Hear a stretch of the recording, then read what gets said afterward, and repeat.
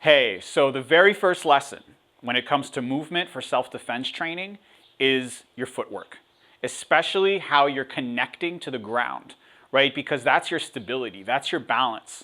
That's what's going to give you the best chance at being successful in any type of movement that you're trying to practice.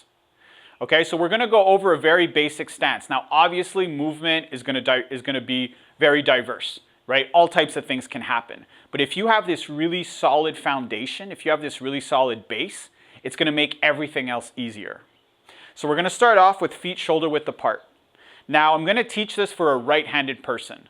If you are left-handed, just do everything in reverse. But don't worry, because even left or right-handed, we're actually going to switch our feet during this process. But to start off, I always like to teach it so that you have your stronger leg and therefore your stronger hand a little bit in back.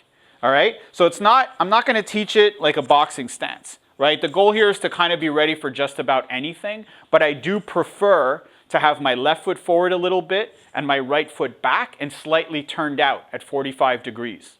Okay, so let's try that again. Feet are shoulder width, left foot forward, right foot back, turned out at around 45 degrees. Next step, super important, knees bent. If my knees are bent, first of all, I'm way more stable, but it's also going to make moving much easier if I need to move in any direction. Next step is hands. What do I do with my hands? I bring them up, all right? Why do I bring my hands up? Well, if we're thinking about martial arts, first of all, I can protect myself. If I want to throw punches, if I want to throw elbows, my hands are right here, ready to do that. But another reason, especially in self-defense, is I might need to push.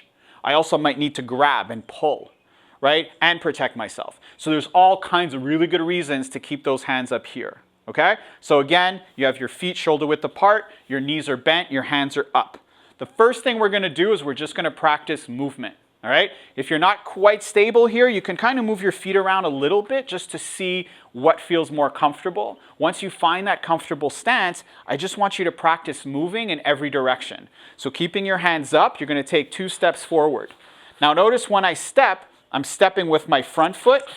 Okay, so I take a small step with my front and then my back follows. So I always come back to that original position. Then to go backwards, I do the opposite. My right foot leads, my left foot follows.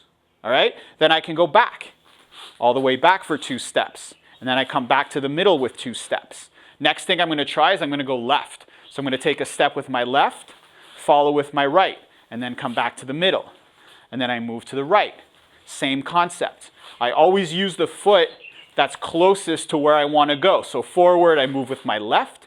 Backwards, I lead with my right. To the left, lead with my left. To the right, lead with my right. So try that out. It's going to feel a little bit like a really cheesy kind of dance movement if you want. But the more you're able to move in every direction, the easier it's going to be when you actually need to move quickly in one of those directions. So give that a try. Practice that as much as possible. In the next movement video, we're going to talk about angles and pivoting. Okay? And also don't forget, at any moment, you can switch your feet and you can try it the other way.